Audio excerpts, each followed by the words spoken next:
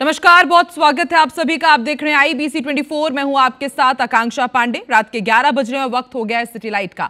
तो देश और दुनिया में आज दिन भर क्या खास रहा, पूरा आपको अपडेट मिलेगा सिटी लाइट में। शुरुआत करते हैं कोरबा से। कोरबा के जिला जेल की दीवार फांदकर दिन दहाड़े 4 कैदी फरार हो गए। चारों कैदी युवा अवस्था के बताए जा रहे हैं। इन कैदियों पर बलात्कार और पॉक्सो एक्ट जैसे गंभीर मामलों के तहत अपराध दर्ज है। अलग अलग थाना क्षेत्र से आरोपी कैदी चंद्रशेखर राठिया, दशरथ सिदार, राज कंवर और सरना भीकू को जेल दाखिल कराया गया था। जानकारी के मुताबिक जिला जेल कोरबा में शनिवार दोपहर 3 से 4 बजे के बीच चारों कैदी जेल से भागने में कामयाब हुए हैं। बताया जा रहा है कि ये सभी जेल प्रहरियों को झांसा देकर जेल की 25 फीट ऊंची दीवार रस्सी के सहारे फांदकर फरार हो गए। जेल से एक साथ 4 कैदियों के फरार होने की जानकारी मिलते ही हड़कंप मच गया। जानकारी प्राप्त हुई है वो रॉड लगाकर फंसाकर वो लोग जो ऊपर रॉड से फंसा है, फिर वहाँ से कूदे हैं और भागे हैं। इस संबंध में अभी जो जिले में जो अपना थाना है वहाँ पर सभी को सूचित कर दिया गया है और फोटो भेज दिया गया है, जो भी अपने पास फोटो वीडियो, ताकि तत्काल उनको पकड़ा जा सके। बिग ब्रेकिंग आपको बिलासपुर से बता दें, ग्रामीणों ने अवैध शराब का जखीरा पकड़ा है। जमीन में दबाकर बताया जा रहा है कि अवैध शराब रखी गई थी। 300 किलो से अधिक महुआ लहान और शराब जब्त की गई है। सूचना पर आबकारी और पुलिस की टीम नहीं पहुंची। ग्रामीणों ने शराब के जखीरे को बरामद किया और उसके बाद जब तक टीम नहीं पहुंची, इन्हें खुद यहां पर जिम्मेदारी निभानी पड़ी और फिर उसके बाद अवैध शराब के जखीरे को नदी में बहा दिया गया। हिर्री थाना क्षेत्र के मेड़पार गांव का यह मामला है। तो बताइए, अवैध शराब को पकड़ने की जिम्मेदारी पुलिस और आबकारी विभाग की टीम के ऊपर है, लेकिन आप देखिए, जब ये जिम्मेदारी पुलिस और आबकारी विभाग की टीम नहीं निभा रहे हैं तो अब ये तमाम जिम्मेदारी खुद ग्रामीणों ने अपने सर पर उठा ली है। पहले ये शराब जब्त करते हैं, पुलिस की टीम को बाकायदा सूचना दी जाती है, आबकारी टीम को भी, और जब टीम के बाद पुलिस की टीम और आबकारी टीम यहां पर नहीं पहुंची सूचना के बाद, तो ग्रामीणों ने अवैध शराब को नदी में बहा दिया है। तस्वीरें आपकी टीवी स्क्रीन पर। बताया जा रहा है कि यहां पर माफियाओं के हौसले इतने बुलंद हैं कि जमीन के अंदर यहां पर अवैध शराब को गाड़ कर रखा गया था और उसके बाद जैसे ही यहां पर सूचना मिली ग्रामीणों को, उन्होंने जाकर के अवैध शराब के जखीरे को यहां से बरामद किया। काफी देर तक इंतजार किया गया कि कब पुलिस की टीम पहुंचेगी, आबकारी विभाग की टीम पहुंचेगी, और जब यहां पर टीम्स नहीं पहुंची तो आप देखिए किस तरह से नदी में ही यहां पर महुआ लहान को नष्ट कर दिया गया बहाकर। तो एक्सक्लूसिव तस्वीरें देख रहे हैं आप IBC 24 पर। 300 किलो से ज्यादा महुआ लहान और शराब जब्त की गई और सूचना देने के बाद भी जब पुलिस और आबकारी विभाग की टीम यहां पर नहीं पहुंची तो ग्रामीणों ने नदी में बहाकर महुआ लहान को नष्ट कर दिया। हिर्री थाना क्षेत्र के मेड़पार गांव का यह मामला है।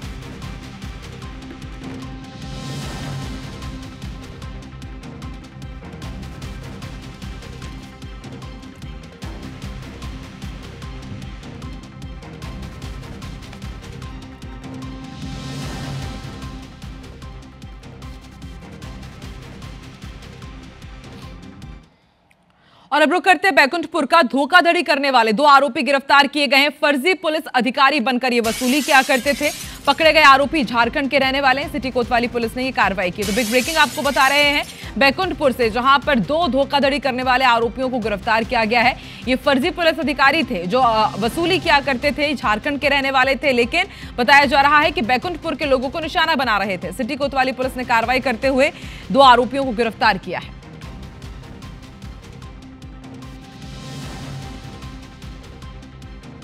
इधर सतना में महिला शिक्षक से दुष्कर्म का मामला सामने आया। मामले में पुलिस ने प्राइवेट स्कूल के प्रिंसिपल धीर सिंह को गिरफ्तार किया है। आरोप है कि उसने महिला शिक्षक के साथ दुष्कर्म कर उसका वीडियो बनाया। इतना ही नहीं, पीड़िता की शादी के बाद आरोपी ने यह वीडियो उसके पति को भेज दिया, जिसके बाद पीड़िता ने सिटी कोतवाली थाने में शिकायत दर्ज कराई है, जिसके अनुसार 2 साल पहले पीड़िता आरोपी के स्कूल में पढ़ाती थी। मामला इग्नाइटेड वर्ल्ड कॉन्वेंट स्कूल का है। एक दिन पीड़िता ने प्रिंसिपल से छुट्टी मांगी। उसने कहा कि सहेली को मेहंदी लगवाने लेकर जाना है। आरोपी प्रिंसिपल धीर सिंह ने पीड़िता को छुट्टी तो दे दी, लेकिन कहने लगा कि वो अपनी कार में छोड़ देगा।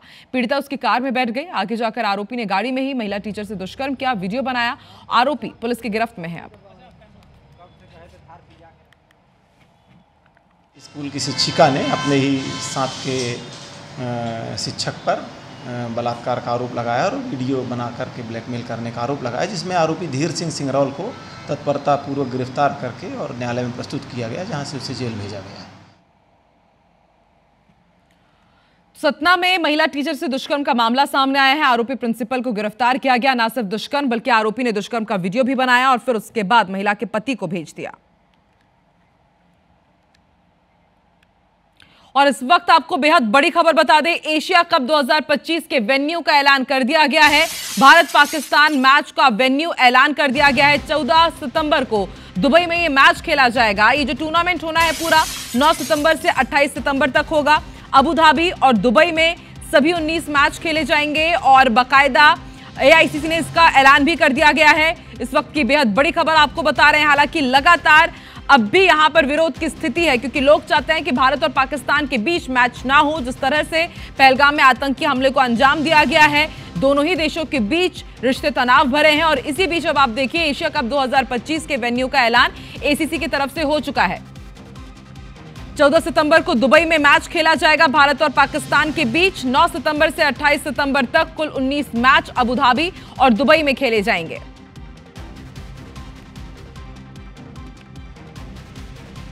उज्जैन के विक्रम विश्वविद्यालय में महिला प्राध्यापक ने एक अतिथि शिक्षक पर गंभीर आरोप लगाए हैं, जिसे लेकर महिला प्राध्यापक और ABVP ने विरोध प्रदर्शन किया है।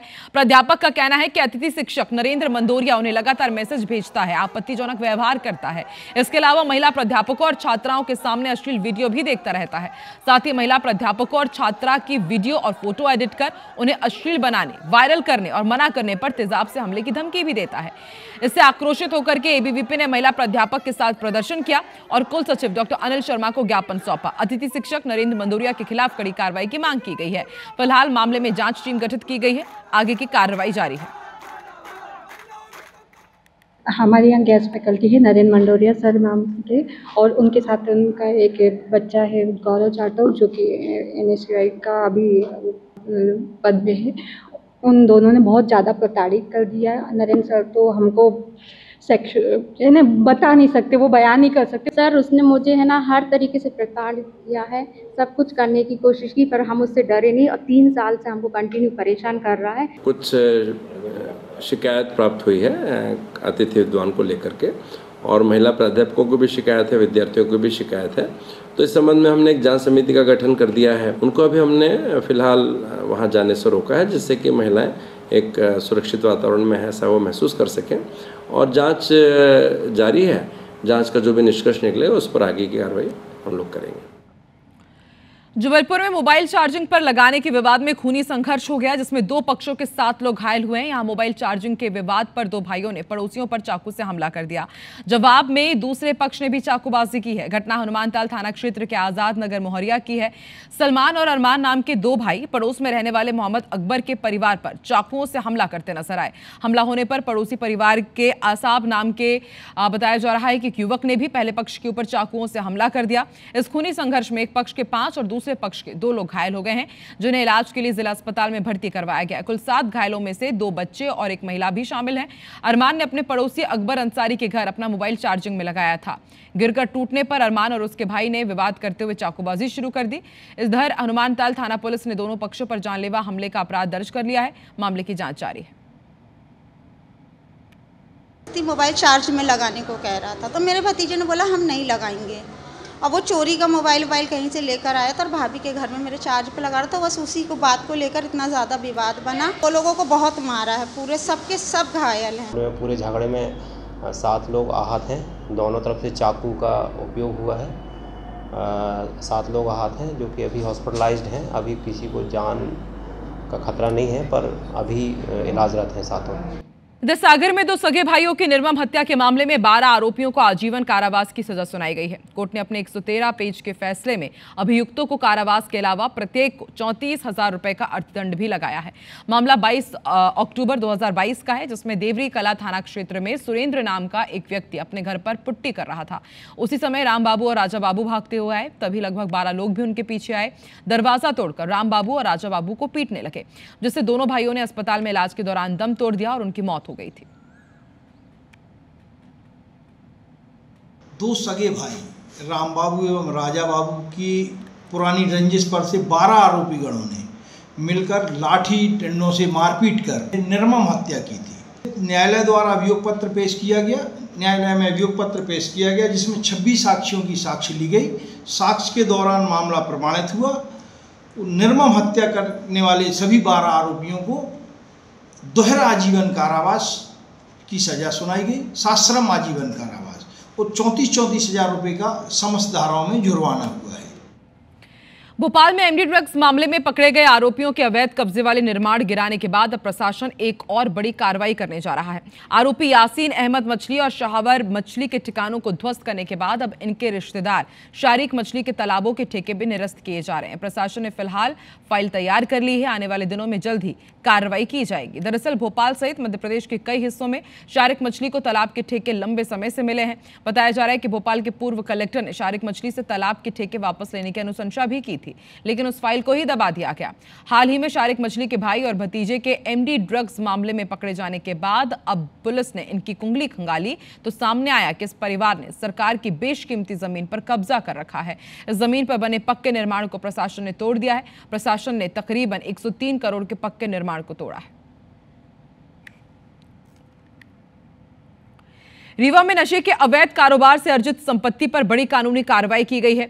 विंध्य क्षेत्र के कुख्यात कोरेक्स तस्कर विजय साहू की करीब 2 करोड़ 2 लाख रुपए की अचल संपत्ति को फ्रीज कर दिया गया है। यह कार्रवाई चौराहा थाना पुलिस की पहल पर विभिन्न विभागों के समन्वय से की गई। पुलिस ने एकत्रित ठोस साक्ष्यों के आधार पर मुंबई स्थित सफेमा कोर्ट में प्रतिवेदन प्रस्तुत किया था, जिस पर सुनवाई के बाद कोर्ट ने इन संपत्तियों को अवैध घोषित किया और उन्हें फ्रीज करने का आदेश दिया। फ्रीज की गई संपत्तियों में रीवा और कटनी में स्थित प्लॉट, मकान और अन्य अचल संपत्तियां शामिल हैं, जो विजय साहू, उसकी पत्नी और साले के नाम पर दर्ज थी।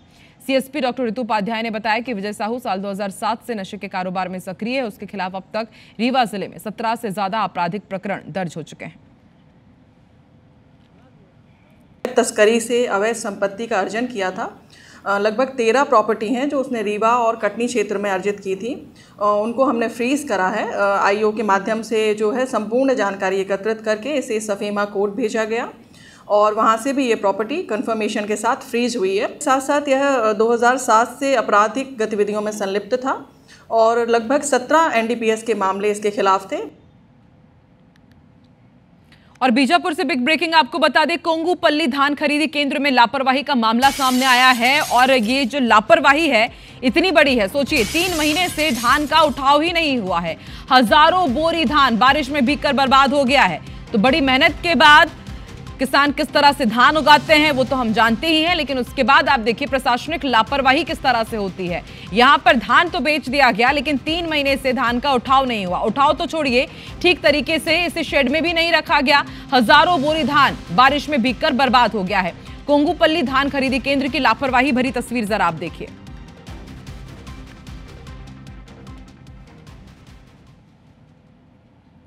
सारंगढ़ बिलाईगढ़ में रोशनी फाउंडेशन के नाम पर 200 से ज्यादा निवेशकों से करोड़ों की ठगी करने वाले मुख्य आरोपी को कोर्ट ने आजीवन कारावास और 1 करोड़ 80 लाख रुपए की जुर्माने की सजा सुनाई है।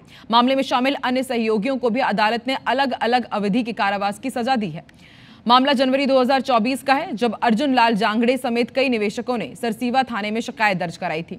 शिकायत के मुताबिक सिमरिया गांव निवासी नारायण दास मानिकपुरी ने रोशनी फाउंडेशन के नाम पर एक फर्जी निवेश योजना चलाकर हर महीने 30% तक के मुनाफे का लालच दिया, लेकिन बाद में भुगतान नहीं किया गया। 200 से अधिक निवेशकों को ठगी का शिकार बनाया गया था। शिकायत के बाद पुलिस ने मुख्य आरोपी नारायण मानिकपुरी के साथ उसके सहयोगियों को गिरफ्तार किया था। देवास में एक दिल दहला देने वाली घटना ने सभी को झकझोर कर रख दिया है। यहां 2 मासूम बच्चों की संदिग्ध परिस्थितियों में मौत हो गई। दोनों बच्चे रात को सो रहे थे, लेकिन सुबह उठे ही नहीं। घटना की जानकारी बच्चों की मां ने पड़ोसी को दी, जिसके बाद उन्हें अस्पताल में भर्ती कराया गया, जहां डॉक्टर्स ने उन्हें मृत घोषित कर दिया। बच्चों की मां ने बताया कि वो अपने पति से अलग होकर किराए के मकान में अपने बच्चों के साथ रहती है। मामले की गंभीरता को देखते हुए औद्योगिक थाना पुलिस ने केस दर्ज कर लिया है। जांच की जा रही है। जी, आज सुबह पुलिस को सूचना मिली है कि ये ढांचा भवन में प्रिया यादव करके एक महिला हैं, उनके 2 बालक और एक बालिका, जो जिनकी उम्र 7 साल और 3 साल है, इनकी संदिग्ध अवस्था में इनकी डेड बॉडी घर पे मिली है, जिस पर से थाने में जो है मर्ग कायम किए गए हैं और इन्वेस्टिगेशन उसमें की जा रही है।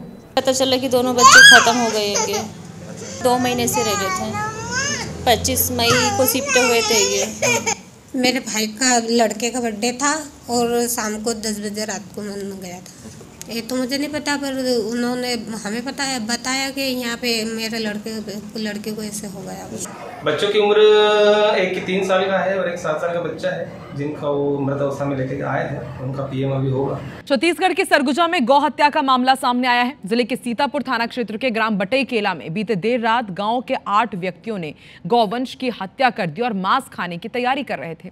इसी बीच ग्रामीणों और हिंदू संगठन के पदाधिकारियों को मामले की जानकारी मिली। उन्होंने तत्काल पुलिस को सूचना दी। सूचना पर पुलिस ने गुलशन नामक व्यक्ति के कब्जे से 31 किलो गौमांस जब्त किया है। पुलिस को देखकर अन्य आरोपी मौके से फरार हो गए। पुलिस पतासाजी में जुटी हुई है। आरोपी गुलशन एक्का ने पुलिस को बताया कि उसने अपने साथ अन्य साथियों के साथ गांव के गौवंश की हत्या की। अपने साथियों के साथ खाने की तैयारी में जुटे थे। घटना के बाद से हिंदूवादी संगठन काफी आक्रोशित हैं। क्या साधन थे कथा मैं बाल कुमार कपिल अनमोल कराम खाते तो दोस्तों।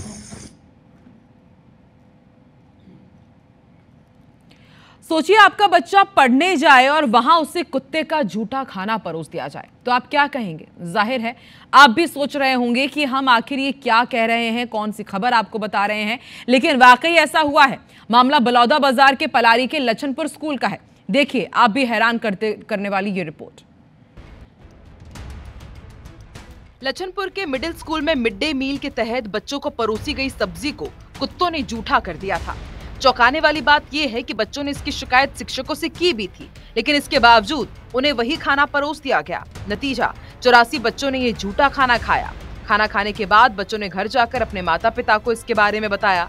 इसके बाद गुस्साए परिजनों और ग्रामीणों ने स्कूल प्रबंधन से जवाब मांगा। स्कूल समिति के अध्यक्ष झालेंद्र साहू ने तुरंत कार्रवाई की और गांव के अस्पताल में 78 बच्चों को एंटी रेबीज इंजेक्शन लगवाए गए। कुत्ता आया और जो सब्जी का बर्तन था ना वो थोड़ा सा खुला था ढक्कन, उसमें ना अपने कुत्ता ने पूरा उसको जुठा दिया। उसके बाद उस लोगों ने वितरण कर दिया।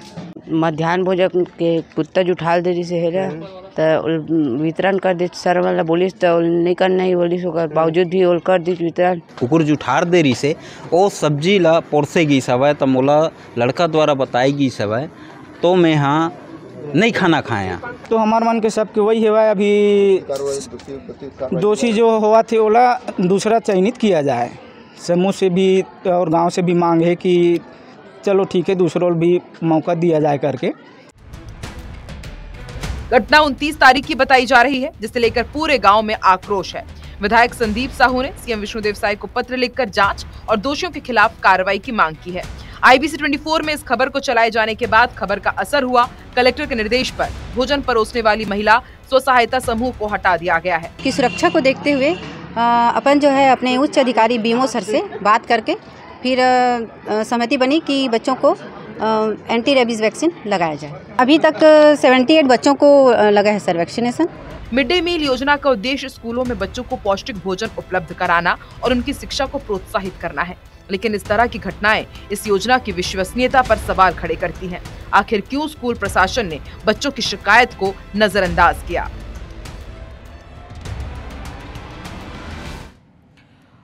जशपुर के लोयोला हिंदी मीडियम स्कूल में चप्पल पहनकर आने पर बच्चों को प्रवेश नहीं देने का मामला सामने आया है। इस बात की जानकारी बच्चों ने अपने परिजनों को दी। अभिभावक भड़क गए और मोर्चा खोलते हुए स्कूल प्रबंधन से लिखित में माफी मांगने की बात की गई है। अभिभावकों का कहना है कि लगातार बारिश हो रही है और इस कारण बच्चों के जूते गीले हो जाते हैं, जिस कारण वो मजबूरी में चप्पल पहनकर स्कूल पहुंचते हैं, लेकिन प्रिंसिपल फादर सुशील ने उन्हें अंदर जाने से रोक दिया। उन्हें मानसिक और शैक्षणिक नुकसान झेलना पड़ा है। इस मामले में जब स्कूल के प्राचार्य से बात की गई तो उन्होंने स्पष्ट किया कि वो बच्चों में अनुशासन बनाए रखने ये नियम लागू रखते हैं। यूनिफॉर्म और उचित पहनावा स्कूल में अनुशासन का हिस्सा है। वहीं कुनकुरी BEO CR भगत ने मामले में जांच की बात कही है। प्रिंसिपल बोलते हैं, मैं प्रिंसिपल को बोला कि जूता गीला हो गया है फादर कि, तो प्रिंसिपल बोले कि घर जाओ, जब जूता सूखेगा तब आना। फिर अभी दोबारा गए तो बोला कि बार बार तो लोग बहाना मारते हो, ऐसे वैसे करके फिर और भगा दिया। जो चप्पल पहन के गए थे उनको भगा दिया गया। मैं इसके खिलाफ कार्रवाई चाहता हूं और प्रिंसिपल से ये पूछना चाहता हूं कि क्या चप्पल पहन के गए विद्यार्थियों को पढ़ने नहीं दिया जाएगा क्या? अनुशासन वाली बात है। अब मैंने तो ऐसा नहीं कहा कि डरने वाली बात तो नहीं थी, जैसे अन्य बच्चे भी आते हैं उस प्रकार का आवेदन दे करके बैठ जाते हैं। जूता बरसात में गीला हो गया था तो प्राचार्य को ऐसा नहीं करना चाहिए था, उनको क्लास में बैठने का अवसर देना चाहिए।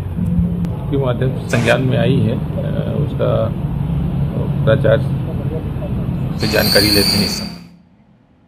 यूं तो अवैध शराब की धरपकड़ और कार्रवाई करना पुलिस और आबकारी विभाग का काम है, लेकिन पुलिस और विभाग का ये काम ग्रामीणों को करना पड़ रहा है। बिलासपुर के हिर्री थाना क्षेत्र के मेड़पार गांव में ग्रामीणों ने अवैध शराब का जखीरा बरामद किया। शराब माफियाओं ने भारी मात्रा में अवैध शराब को जमीन में दबा कर रखा था। ग्रामीणों को बीते कई दिनों से गांव में अवैध शराब के कारोबार की सूचना मिल रही थी। पुलिस और आबकारी विभाग इस पर कोई कार्रवाई नहीं कर रहा था, जिसके बाद ग्रामीणों ने खुद ही अवैध शराब के कारोबार पर दबिश देकर जखीरा बरामद किया। इस दौरान बड़ी मात्रा में अवैध महुआ शराब, 300 किलो से ज्यादा महुआ लाहन जब्त किया गया और फिर इसकी सूचना पुलिस और आबकारी टीम को दी गई। लेकिन लंबे इंतजार के बाद भी जब पुलिस और आबकारी की टीम नहीं पहुंची तो उसके बाद ग्रामीणों ने खुद अपनी व्यवस्था से अवैध शराब के जखीरे को नदी में बहाकर नष्ट कर दिया। ये इलाका अवैध शराब के कारोबार को लेकर बदनाम है। लगातार शिकायतों के बाद भी पुलिस और आबकारी विभाग का ये उदासीन रवैया सवाल खड़े करता है। और अब बात करते हैं एमपी विधानसभा की, जहां बीजेपी और कांग्रेस दोनों दलों के विधायकों ने वेतन और भत्ते बढ़ाने के लिए प्रस्ताव दिया है और अब वो राज्य सरकार के पास मंजूरी के लिए चला भी गया है। तो अब मध्य प्रदेश के विधायकों और पूर्व विधायकों का कितना वेतन होगा और उन्होंने कौन सी मांगे की हैं, देखिए स्पेशल रिपोर्ट में।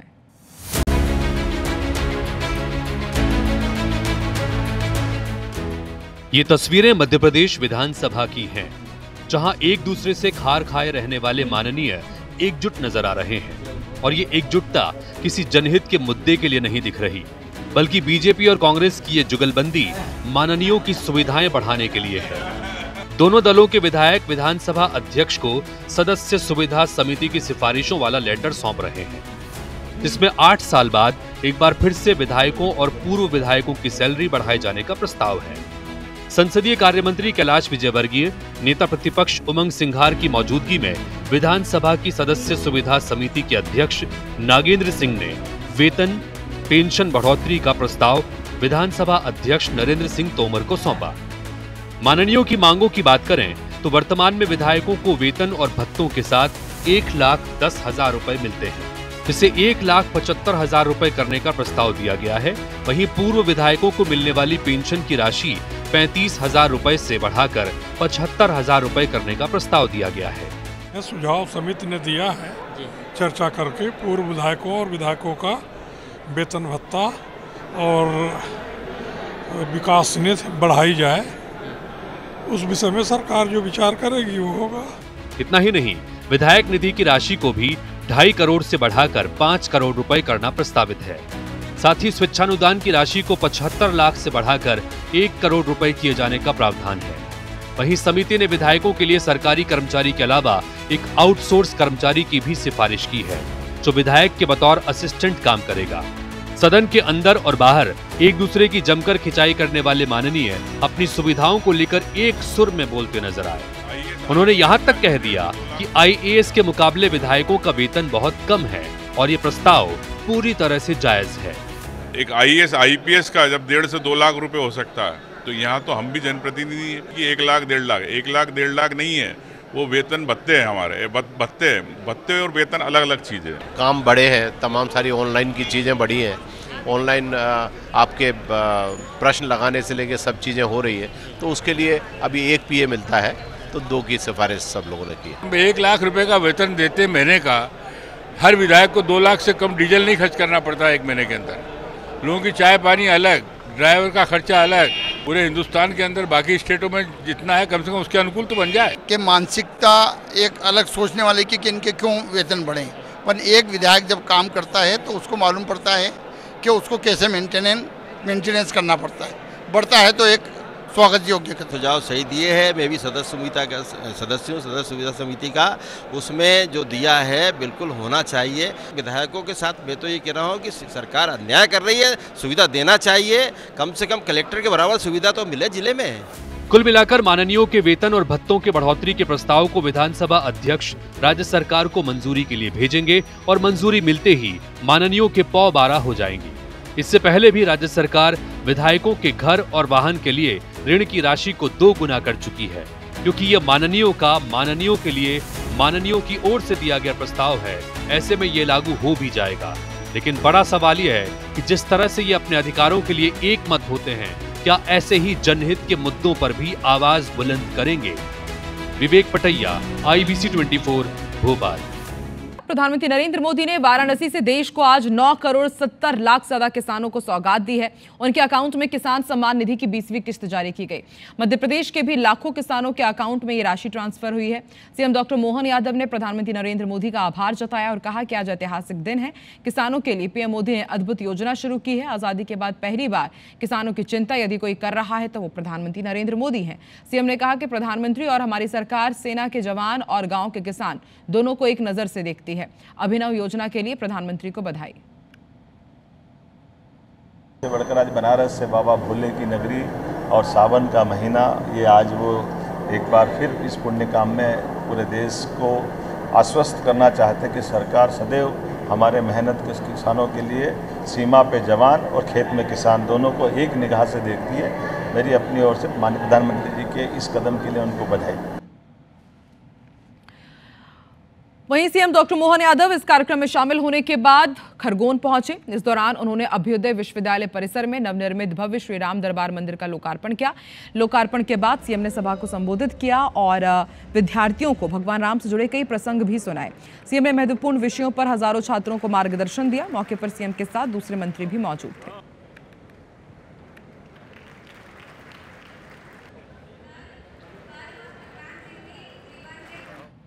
मध्य प्रदेश सीएम डॉक्टर मोहन यादव ने सीहोर में लगभग 1400 करोड़ रुपए की नई उद्योग इकाइयों का भूमि पूजन किया। सीएम ने उद्योगपतियों को आशय पत्र वितरित किए। इस दौरान सीएम ने कहा कि सीहोर में लगे इस फूड प्रोसेसिंग उद्योग से लगभग 2 लाख किसान लाभान्वित होंगे, जिनकी फसलों की सीधी प्रोसेसिंग होगी। हमारा प्रयास रहेगा कि जिस जिले में नए उद्योगों का शुभारंभ हो, उस जिले की हर तहसील में भी उद्योगों को लगाया जाए। साथ ही मुख्यमंत्री ने अक्टूबर में सीहोर में किसानों के लिए बड़ा कार्यक्रम करने की घोषणा की है, जिसमें देश के प्रधानमंत्री नरेंद्र मोदी को भी आमंत्रित किया गया है। या गेहूं और बाकी फसलों की, तो उसमें लगभग 2 लाख किसानों का पूरा माल खरीदेंगे। तो हमारे सभी प्रकार के उत्पादों को यहाँ खरीद के यहीं प्रोसेसिंग कराने का जो बड़ा प्रकल्प हुआ, जिसके कारण से किसानों की मेहनत का सही मूल्य मिलेगा। अक्टूबर को बहुत बड़ी एग्रीकल्चर मीट यहाँ मध्य प्रदेश के इतिहास में पहली बार करने वाले हैं। उसके बाद यहाँ मैंने प्रधानमंत्री जी को आमंत्रित किया है। मध्य प्रदेश के नगरीय प्रशासन मंत्री कैलाश विजयवर्गीय ने शनिवार को इंदौर के प्रति अपने गहरे लगाव और समर्पण को दोहराते हुए कहा कि यदि जरूरत पड़े तो वो इंदौर के लिए किसी से भी भिड़ सकते हैं, चाहे वो मुख्यमंत्री हो या फिर कोई बड़ा मंत्री। उन्होंने ये बात राव विधानसभा क्षेत्र में 8 करोड़ रुपए की लागत से बनने वाली सड़क के भूमि पूजन कार्यक्रम के दौरान कही। कार्यक्रम को संबोधित करते हुए विजयवर्गीय ने कहा कि इंदौर ने मुझे बहुत कुछ दिया है। मेरी पहचान आज जो कुछ भी है वो यहाँ के लोगों के प्रेम और आशीर्वाद की वजह से है।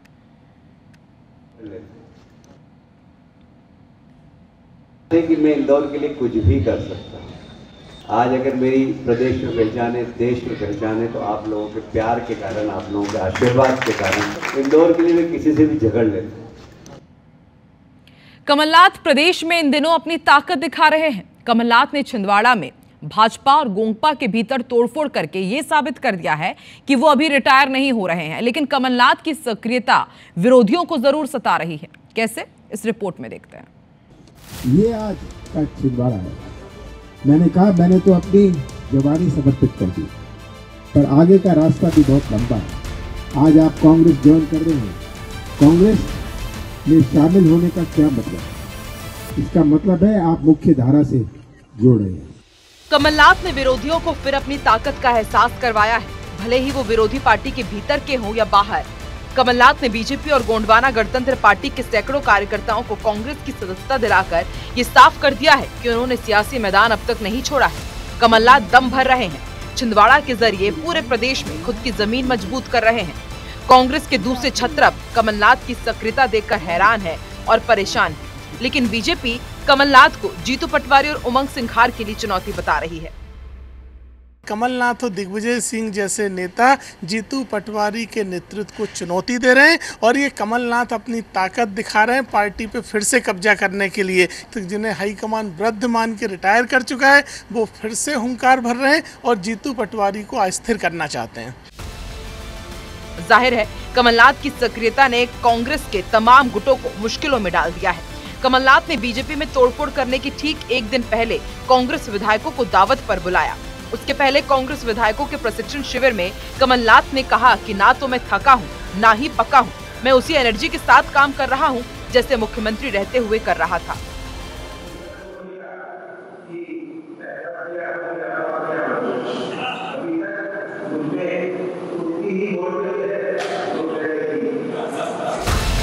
कमलनाथ की मौजूदगी से विरोधी खेमा सख्ते में है। नौजवान लीडरशिप को भी डर सता रहा है। कमलनाथ इशारों में वापसी के संकेत दे रहे हैं। विरोधी भले ही हजम ना करे, लेकिन कांग्रेस के नेता कमलनाथ की दिल्ली तक की पकड़ को बेहतर समझते हैं।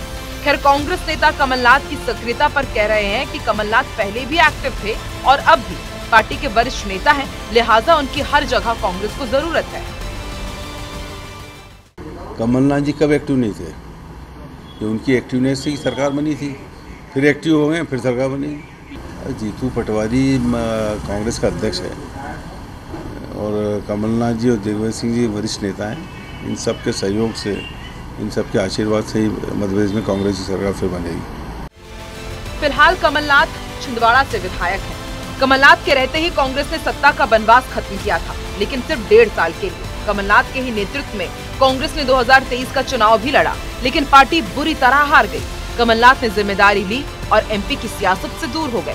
लेकिन एक बार फिर कमलनाथ की एमपी में आहट सुनाई दे रही है।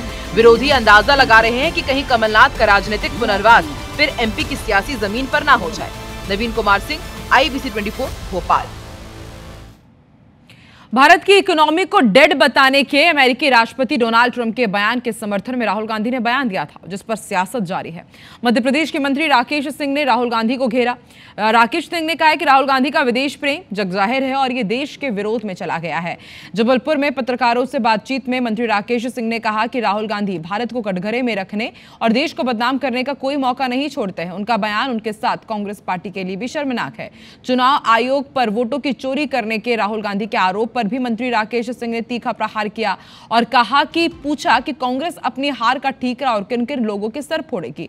राकेश सिंह ने कहा कि कांग्रेस को चुनाव आयोग सिर्फ उन्हीं राज्यों में निष्पक्ष दिखता है जहां उनकी सरकार बनती है।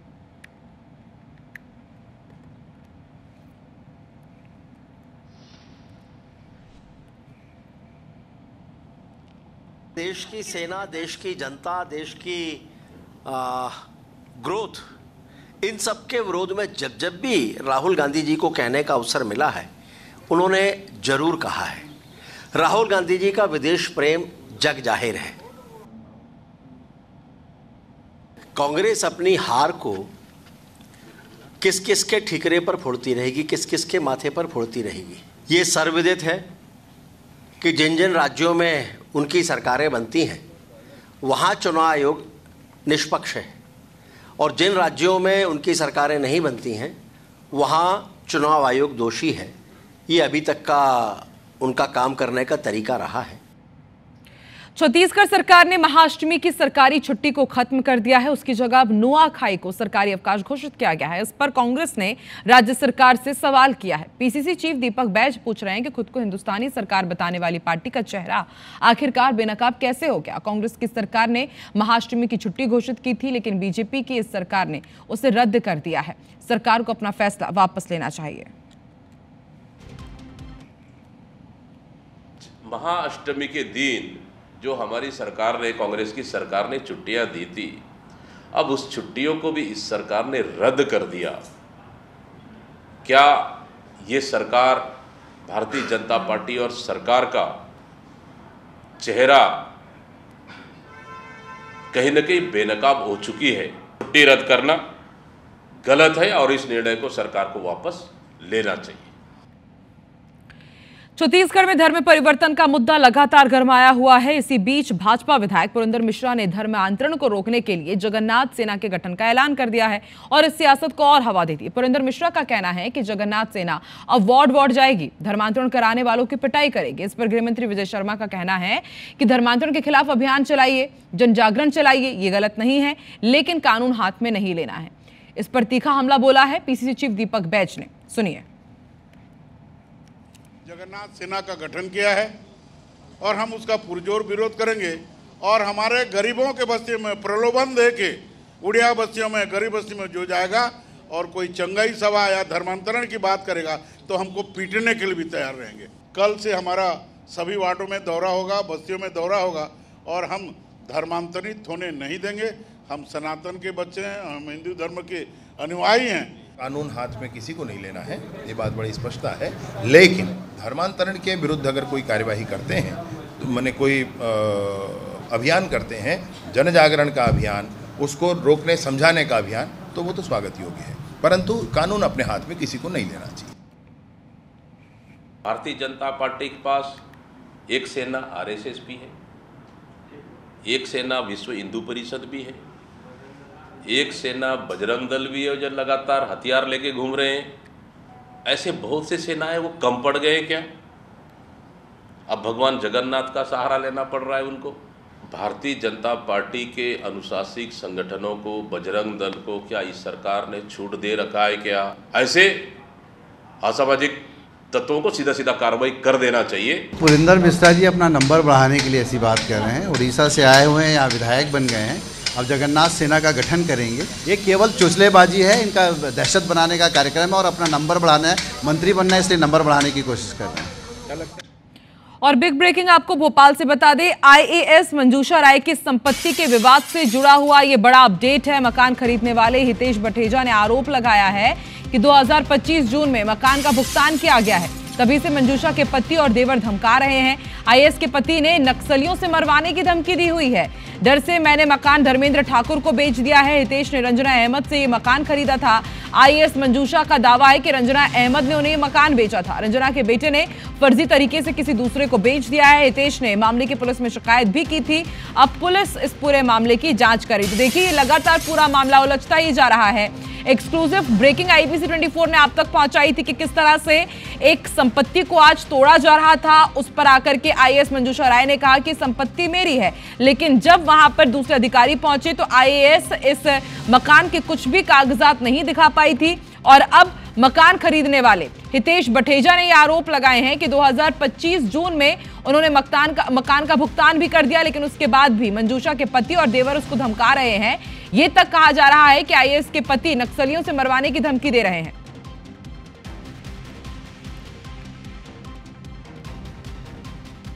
और अब आपको ईमानदारी की एक ऐसी कहानी दिखाते हैं जिससे देखकर सुनकर आप भी कह उठेंगे कि क्या वाकई इंसानियत और ईमानदारी अब भी जिंदा है। और ये मिसाल पेश की है भोपाल के सफाई कर्मचारियों ने। देखिए स्पेशल रिपोर्ट।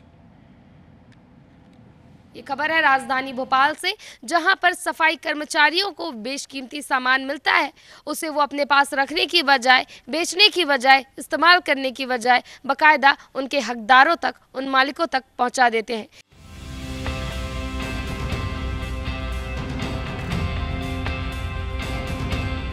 ये कहानी है उन मेहनतकश लोगों की जिन्होंने अपनी ईमानदारी की नई मिसाल पेश की है।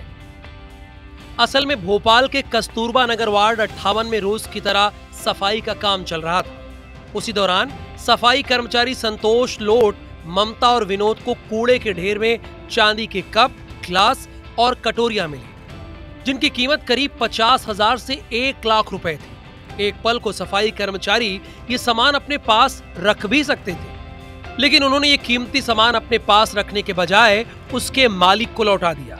सफाई कर्मचारियों से बातचीत की है आईपीसी 24 की संवाददाता साक्षी त्रिपाठी ने। ईमानदारी की मिसाल पेश की है और जिन्होंने ये साबित कर दिया है कि आज भी ईमान जिंदा है। क्या नाम है आपका? ममता। ममता जी, कैसे आज सुबह कैसे कचरा आपको मिला? अब भैया को मिला था, भैया ने फिर आगे बॉक्स देके खाली, उनने फिर बोला कि इनमें क्या है, भरा दिखा तो फिर आंटी को लौटा दें। पता चला कि कीमती सामान है, वो यहाँ रखा था। फिर उसको खोल के देखा तो उसमें चांदी के कप अप थे। फिर मैंने इनसे पूछा तो इनने बताया ये उधर का ही होगा। फिर हम कम से कम 50-60 हज़ार रुपये का सामान था, वो चांदी का था। फिर मैंने बोला कि कौन सा घर है, फिर इनने मुझे बताया। फिर हम तीनों ने मिलके आंटी जी को वापस उनका सामान कर दिया। मन में लालच नहीं है, इसे रख लेते हैं? बिल्कुल लालच नहीं है, तीनों आपस में बांट लेते हैं। नहीं। सफाई कर्मचारियों ने जब ये सामान लौटाया तो जिनका ये चांदी का सामान था उनकी आंखें भर आई। उन्होंने ईमानदारी की मिसाल पेश करने वाले सफाई कर्मचारियों को माला पहनाकर बुके देते हुए स्वागत किया और आभार व्यक्त किया। बिल्कुल ध्यान नहीं दिया कि कौन सी पन्नियाँ थी और कौन सा ये सामान था। काफ़ी 2 दिन से पीछे हमने रख दिया था, क्योंकि हमारे यहाँ हुई थी पूजा, तो हमने सामान निकाला था, फिर वो पीछे रख दिया हमने, तो वो पन्नियों के साथ ही ये बाहर रख दिया। इनकी बहुत ईमानदारी है कि ये तुरंत हमें देने आ गए। कई यहाँ पर सफाई कर्मचारियों ने ना सिर्फ सड़कों को साफ किया है, बल्कि दिल के मैल को भी साफ करके रख दिया है और एक मिसाल कायम कर दी है। कैमरा पर्सन विनीत श्रीवास के साथ साक्षी त्रिपाठी, IBC 24 भोपाल। छत्तीसगढ़ के दुर्ग के रुदा गांव की पानी टंकी की तस्वीरें इन दिनों सोशल मीडिया पर काफी वायरल हो रही है और लोग इस पानी की टंकी की तस्वीरें शेयर करके तरह तरह के कमेंट्स कर रहे हैं। कोई कह रहा है कि सिस्टम भ्रष्टाचारी है, तो कोई इसे भ्रष्टाचार की टंकी करार दे रहा है। देखिए स्पेशल रिपोर्ट।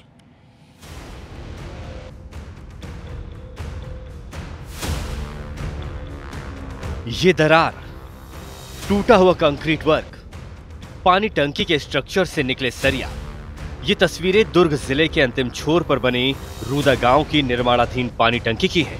इस पानी टंकी का निर्माण अभी पूरा नहीं हुआ है, लेकिन ये सुर्खियों में आ गई है।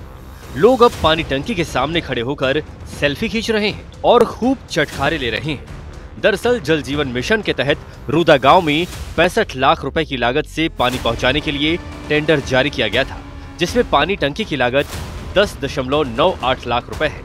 काम भी चालू है, लेकिन ये काम कैसा है, इसके लिए IBC 24 की टीम ग्राउंड जीरो पर पहुंची और पूरी पड़ताल की।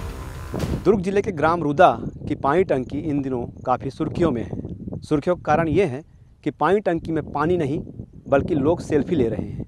और ऐसे में कारण क्या है, इसको जानने हम ग्राम रूदा पहुँचे हैं और देखिए इसकी सच्चाई क्या है। जिस पानी टंकी की चर्चा सोशल मीडिया में खूब वायरल हो रही है, उस पानी टंकी पर हम चढ़ चुके हैं। पानी टंकी तो नहीं कहेंगे, पानी टंकी का स्ट्रक्चर है ये। ऊंचा ये स्ट्रक्चर बनाया गया है जिस पर पानी टंकी रखने की बात चल रही है।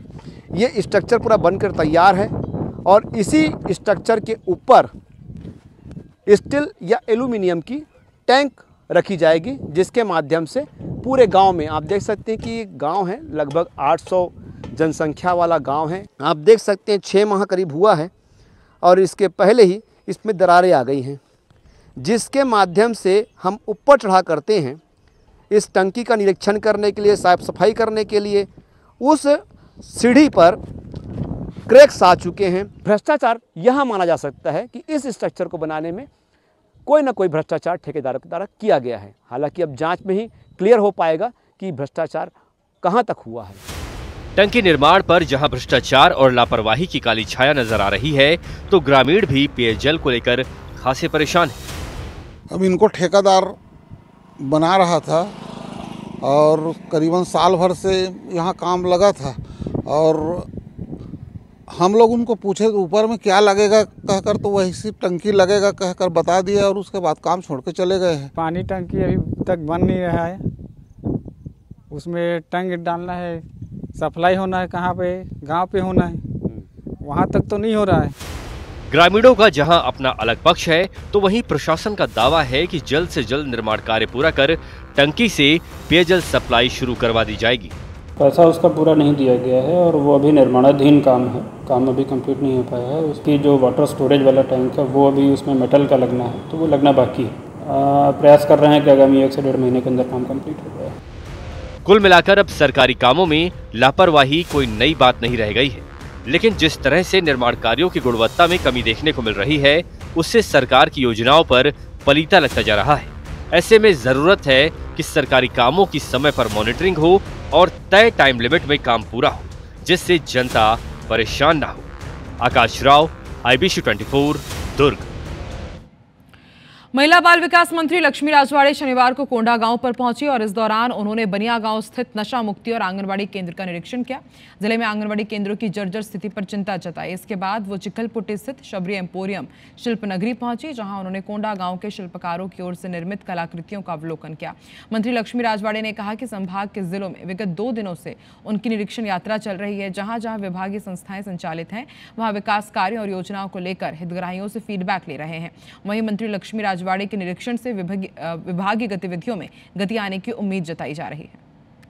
देखिए, बस्तर क्षेत्र संभाग के कुछ जिलों में अभी 2 दिन पहले से ही मेरा भ्रमण हो रहा है, विभागीय समीक्षा में ले रही हूँ और जहाँ जहाँ अपनी संस्थाएं हैं वहाँ जाके देख भी रही हूँ कैसा चल रहा है विभाग का कार्यक्रम।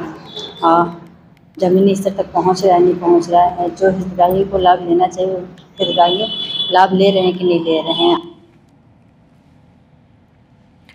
अहमदाबाद से जोधपुर आ रही वंदे भारत एक्सप्रेस से नाना मोरी बेरा रेलवे स्टेशन के पास 2 ऊंट टकरा गए। घटना में बताया जा रहा है कि दोनों ऊंट की मौत हो गई, वहीं ट्रैक पर चारों ओर खून बिखर गया। इस कारण करीब 15 से 20 मिनट तक ट्रेन रुकी रही। अचानक लगे झटके से यात्रियों में अफरा तफरी मच गई। रेलवे कर्मचारी और अधिकारियों ने स्थिति को संभाला। वहीं वंदे भारत का अगला हिस्सा बुरी तरह क्षतिग्रस्त हुआ है। तस्वीरें आपकी टीवी स्क्रीन पर। छत्तीसगढ़ में एक बार फिर IBC 24 की खबर का बड़ा असर हुआ है। ऑपरेशन रावण के तहत आदिवासी जिलों में संचालित आश्रमों में सामान खरीदी के नाम पर करोड़ों रुपए के बंदरबाट की खबर हमने दिखाई थी, जिसके बाद अब नारायणपुर, दंतेवाड़ा, सुकमा, बस्तर, सरगुजा और बीजापुर जिले में DMF और CSR फंड से की गई खरीदी और कामों की जांच की जाएगी। आदिम जाति विकास विभाग के अवर सचिव ने इसके लिए आयुक्त को आदेश जारी कर दिया है।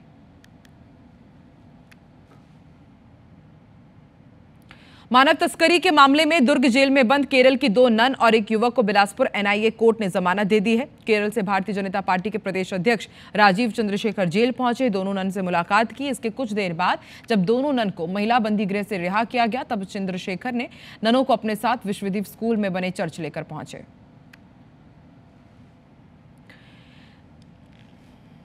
जांजगीर की चापा पुलिस ने प्रकाश इंडस्ट्रीज के कारखाना प्रबंधक उदय सिंह और कारखाना अधिभोगी संजय जैन को गिरफ्तार किया है।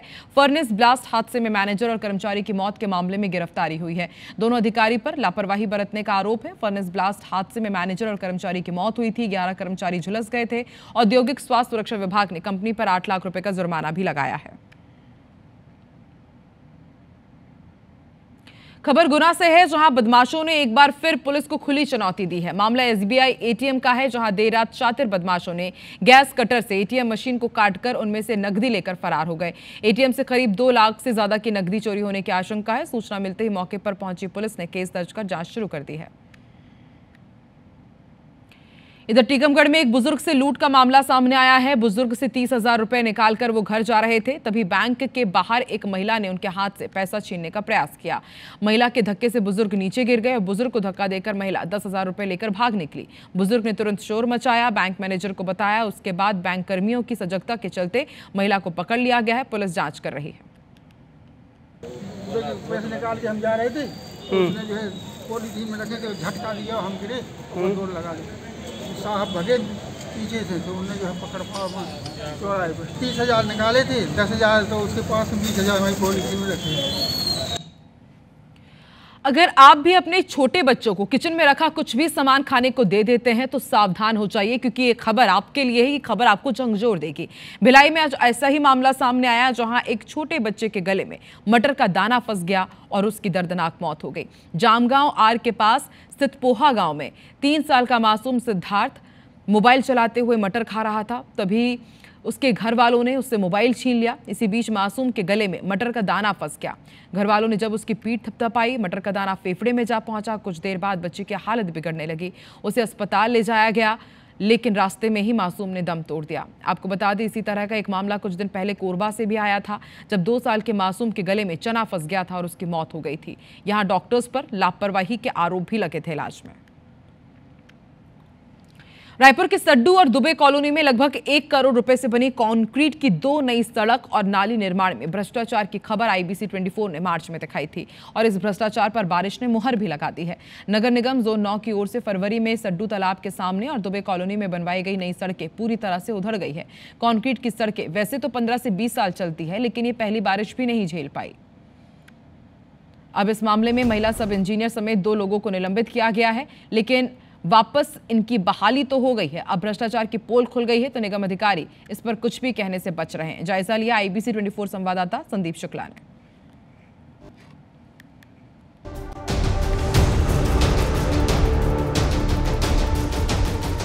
इसी माह फरवरी में हमने खुलासा किया था कि सड्डू में जो 2 सड़कें बन रही है उसमें भारी भ्रष्टाचार हो रहा है और अब हमारी खबर पर 6 माह के अंदर ही देखिए मोहर लग गई है। ये सड़क जो आप देख रही है 6 महीने पहले लगभग 70 लाख रुपए में बनाई गई थी। 6 महीने के अंदर आप सोचिए, फरवरी में इस सड़क का काम पूरा हुआ, उसके बाद पूरे अब देखिए कि सड़क पूरे तरीके से उधड़ चुकी है, गड्ढे यहाँ पर हो चुके हैं, पूरी जो ऊपर की परत थी कंक्रीट की वो पूरे तरीके से निकल चुकी है। सड़क के दोनों किनारे में आप देखेंगे कि बजरी और गिट्टी का ढेर लगते जा रहा है। तो 6 महीने में ये पूरी सड़क बर्बाद हो गई है। स्थानीय लोग हैं, उनसे भी बात करते चलेंगे। भैया ये 6 महीने पहले बनी थी सड़क, कब बनी थी? बस 4-6 महीने पहले बनी थी। हाँ, इसकी स्थिति पहले तो ठीक था, उससे बनाने के बाद और जर्जर हो गया है, इतना बेकार स्थिति है। 2-3 महीने पहले बना था सर, अभी तो बहुत खराब हो गया रास्ता। नुकसान तो होता है सर, बार बार पंचर हो जाता है गाड़ी। बरसात में तो हमारा गाड़ी बहुत पंचर हो गया है। यही वो लोकेशन है, हमने दिखाया था कि पानी के धार गिरने पर इस सड़क पे छेद हो जा रहा था। हमारी खबर पे देखिए मोहर लगी है, तमाम जो है गड्ढे हो चुके हैं, सड़क पूरे तरीके से उखड़ चुकी है, 6-6 इंच गहरे गड्ढे हो चुके हैं। और सिर्फ सड़क निर्माण में भ्रष्टाचार नहीं हुआ, बल्कि जो नाली निर्माण है उस पर भी काफ़ी लापरवाही हुई है। पूरा जो स्लोप है उस पर गड़बड़ है, पानी वापस लौट कर आ रहा है। स्थानीय निवासी हमारे साथ हैं। पूरी तरह से भ्रष्टाचार दिख रहा है, के अलावा पूरा नाली सब ब्लॉक है। कुछ दिन नहीं हुआ है रोड को बने, पूरा गड्ढा गड्ढा हो गया। आगे जाओगे तो आप देखना पानी भरा है। यहाँ रोड में चलने वाले लोग को दिक्कत रहता है, कोई पैदल जाता है तो उसके ऊपर पानी का छींटा पड़ता है। कुछ टाइम पहले बना था, लेकिन जब नहीं बना था तो इससे भी बेटर थे, लेकिन बनने के बाद ना और ज़्यादा उखड़ गए, पूरा धूल वूल एनी टाइम रहते हैं। सड्डू के अलावा हमने दुबे कॉलोनी की एक सड़क दिखाई थी और बताया था कि इस पर भी भ्रष्टाचार हो रहा है। देखिए ये फरवरी में सड़क बनी थी और अभी अगस्त शुरू भी नहीं हुआ है। सोचिए कि 6 महीने में ही ये सड़क पूरे तरीके से खराब हो चुकी है। जब बन रही थी ये सड़क उस समय भी हम लोगों ने बताया था, आप लोगों ने बताया था, कोई आया उसके बाद? शिकायत भी किए थे, जोन कमिश्नर आए थे, उन्होंने बोले थे करेंगे करके, लेकिन अभी तक कोई ये नहीं आया जवाब। हाँ, शिकायत की थे, निगम ऑफिस में गए थे, फिर भी आए थे कार्यवाही करने के लिए, पर कोई कार्यवाही नहीं की। ये निश्चित रूप से भ्रष्टाचार की पराकाष्ठा है। ये हर समय आवेदन दिए हैं पर इसके ऊपर कार्यवाही अभी तक से होते हुए नजर नहीं आ रहा है। G24 ने जो 2 सड़क दिखाई थी उस पर एक महिला के साथ साथ एक पुरुष जो है सब इंजीनियर, मतलब 2 सब इंजीनियर इस पे जो है निलंबित भी हुए थे, लेकिन उन्हें वापस से उसी जोन पे वापस रीजॉइन करा दिया गया था। एक सड़क का ठेकेदार टर्मिनेट हो गया है। फिलहाल अधिकारी कुछ कहने से ऑन रिकॉर्ड बच रहे हैं। उनका कहना है कि दोनों सड़क को दोबारा से बनाया जा रहा है, जल्द इसका काम पूरा करके वापस से लोगों को नई सड़क सौंपी जाएगी। देखते हैं नगर निगम जो कछुआ गति से चल रहा है कब तक ये सड़क का निर्माण करवा पाता है, और जो ठेकेदार इस पर भ्रष्टाचार किए हैं जमकर, जो अधिकारी इस पर शामिल रहे, उन पर क्या कार्रवाई होती है। कैमरामैन धर्म साहू के साथ संदीप शुक्ला, IBC 24 रायपुर से। छत्तीसगढ़ भाजपा सदस्यता अभियान के उत्कृष्ट कार्यकर्ताओं का सम्मान शनिवार को नवा रायपुर स्थित मुख्यमंत्री निवास में किया गया। मुख्यमंत्री विष्णुदेव साय, विधानसभा अध्यक्ष doctor Raman Singh, deputy CM Arun Sao और विजय शर्मा ने 4 कैटेगरी में कुल 244 कार्यकर्ताओं को सम्मानित किया। इन कार्यकर्ताओं ने 3000 से लेकर 20,000 तक के सदस्य बनाए हैं। आंकड़ों के मुताबिक छत्तीसगढ़ भाजपा ने 86 दिन में 60 लाख से ज्यादा नए सदस्य बनाए हैं। आप सबने परिश्रम की पराकाष्ठा की। जिस तरीके से छत्तीसगढ़ के सभी सुदीर्घ जनता ने, जनता जनार्दन ने, सभी वर्ग, सभी समाज के लोगों ने जिस तरह से भारतीय जनता पार्टी को अपना प्यार, अपना स्नेह, अपना आशीर्वाद दिया है, ये भी अपने आप में एक बहुत ही महत्वपूर्ण विषय है। प्रधानमंत्री नरेंद्र मोदी ने वाराणसी से देश भर के करीब 9.5 करोड़ से अधिक किसानों को पीएम किसान सम्मान निधि की 20वीं किश्त के रूप में 20,500 करोड़ रुपए की राशि जारी की। 3 तस्वीरें से जुड़ी हुई आपको बता रहे हैं, रायपुर, महासमुंद और बलरामपुर की। सीएम डॉक्टर मोहन यादव ने रायपुर में आज उद्यानिकी एवं वानिकी विश्वविद्यालय के सभागार से इस कार्यक्रम को वर्चुअली इसमें शिरकत की। दूसरी तस्वीर महासमुंद की, कृषि विज्ञान केंद्र भलेसर में जिला स्तरीय कार्यक्रम का आयोजन किया गया। सांसद रूप कुमारी चौधरी मौजूद रही। इस दौरान महासमुंद जिले के 1,30,141 किसानों के अकाउंट में भी 30 करोड़ रुपए हस्तांतरित किए गए। तीसरी तस्वीर बलरामपुर की, 62,159 किसानों के अकाउंट में 13 करोड़ 61 लाख रुपए का भुगतान किया गया। सरकार की योजना बहुत अच्छा है, बहुत अच्छा समय पर हमको पैसा मिलता है और इस पैसे का हमने खेती किसानी में लगाते हैं। जैसे खाद खरीदना है, मजदूरी वगैरह देना है, ट्रैक्टर वगैरह का भी पैसा देना पड़ता है, तो ठीक समय पर हमको पैसा मिल जाता है। सरकार का योजना बहुत बढ़िया है। हम किसान सरकार मतलब धन्यवाद देना चाहता हूँ कि पूरा किस्त हमको दे दिया है। सभी रोपा में लगाया हूँ सर, ये छोटा किसान हूँ, मेरा उतना पैसा कंप्लीट हो गया 2000 में। किसान भाइयों को बहुत बहुत बधाई और ढेर सारी शुभकामनाएं देती हूं। देश के यशस्वी प्रधानमंत्री आदरणीय मोदी जी आज किसान सम्मान निधि की 20वीं किस्त जारी किए हैं, जिससे इस महासमुंद जिला में 1,30,141 किसानों के खाते में लगभग 30 करोड़ की राशि जारी की गई है।